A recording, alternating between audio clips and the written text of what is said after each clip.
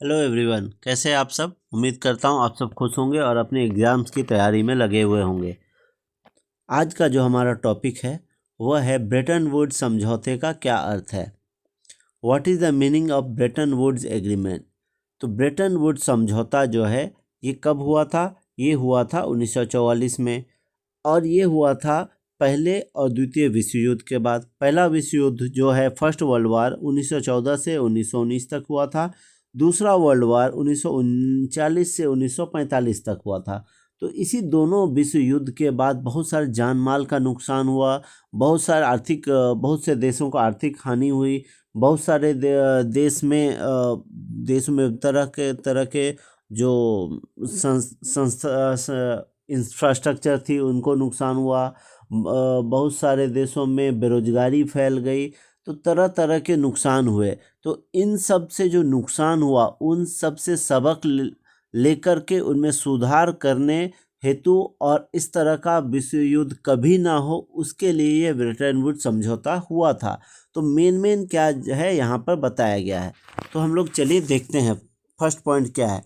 Brayton Woods समझौता जुलाई 1944 में America में स्थित है न्यू हैम्पशर के ब्रेटन वुड्स नामक स्थान पर हुआ था। अमेरिका का एक शहर है न्यू हैम्पशर, वहाँ ब्रेटन वुड्स नामक स्थान पर हुआ था। इसका उद्देश्य औद्योगिक विश्व में आर्थिक स्थिरता और पूर्ण रोजगार को बनाए रखना था। आर्थिक स्थिरता मतलब आर्थिक रूप से स्थिर रहे, किसी की स्थिति जो हो वो खराब ना हो, वो वैसा स्थिति बनाए रखा जाए और पूरे देश में पूर्ण रोजगार हो। पूर्ण रोजगार कब होगा? जब ज़्यादा उत्पादन होगा और ज़्यादा उपभोग होगा। तो इन सबों को ध्यान में रखते हुए विश्व व्यापार में इस तरह का स्थिति बना रहे, उन सब को ध्यान में रखते हुए ब्रेटन वुड्स समझौता हुआ। तो इस समझौते में क्या क्या हुआ? दूसरा पॉइंट जो है, इस समझौते में संयुक्त राष्ट्र मौद्रिक एवं वित्तीय सम्मेलन में सहमति बनी। इस सम्मेलन में क्या हुआ? संयुक्त राष्ट्र जो मौद्रिक और वित्तीय पैसे से संबंधित किस प्रकार का लेन देन होगा, दो देश के बीच किस प्रकार का व्यापार होगा, वित्तीय समझौता उस पर बनाया गया। ठीक है। तीसरा पॉइंट है, इसी समझौते में सदस्य देशों के बीच विदेश व्यापार में लाभ और घाटे से निपटने के लिए अंतर्राष्ट्रीय मुद्रा कोष की स्थापना हुई। इसी समझौते में क्या हुआ है?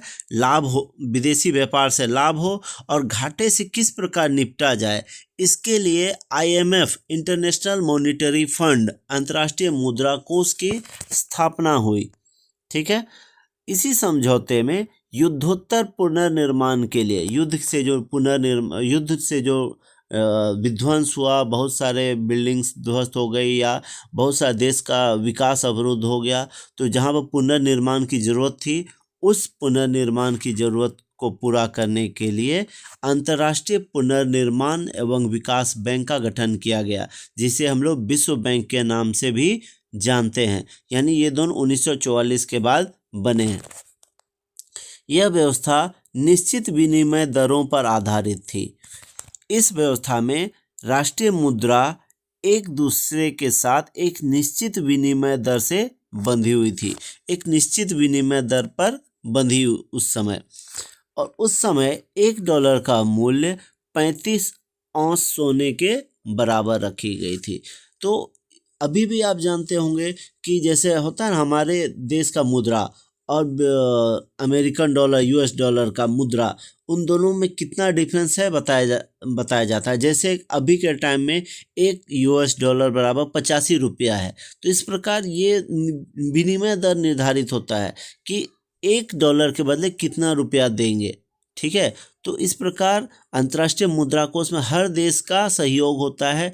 उसी सहयोग के आधार पर अंतर्राष्ट्रीय मुद्रा कोष और विश्व बैंक भी देशों को लोन मुहैया कराती है, उसमें ब्याज दर भी कम होता है। तो ताकि ये जो आर्थिक स्थिति जो है किसी देश की बनी रहे, है ना, देश में घाटे से निपटने के लिए सुधार हो सके और देश में पुनर्निर्माण हो, इसे विश्व बैंक भी लोन देती है। तो इन सबों में सुधार बना रहे और दोबारा कभी भी ये ना हो, वर्ल्ड वार ना हो, इन सब को ध्यान में रखते हुए ब्रेटन वुड्स समझौता हुआ था। इससे संबंधित मैं क्वेश्चन और आपको बता देता हूँ। आईएमएफ की स्थापना कब हुई है? जुलाई 1944 में।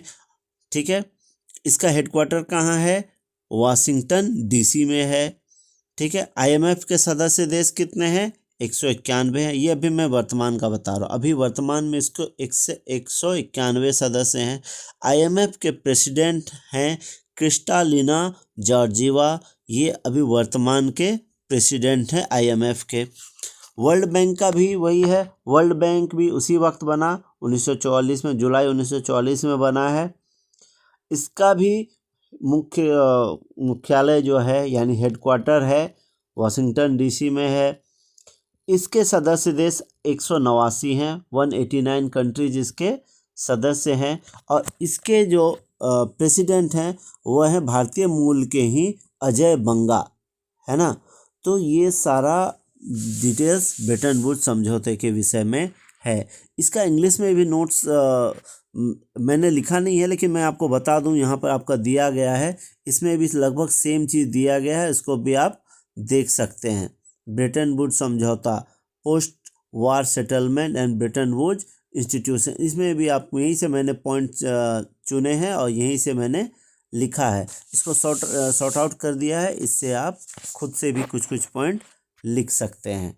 ठीक है, तो उम्मीद करता हूँ आपको ये समझ में आया होगा। अगर ये आपको वीडियो यूज़फुल लगता है तो इसे ज़रूर सब्सक्राइब करें और अपने दोस्तों के साथ भी शेयर करें, ताकि उन्हें भी इस प्रकार से मदद मिल पाए और एग्ज़ाम में वो अच्छा करें। धन्यवाद।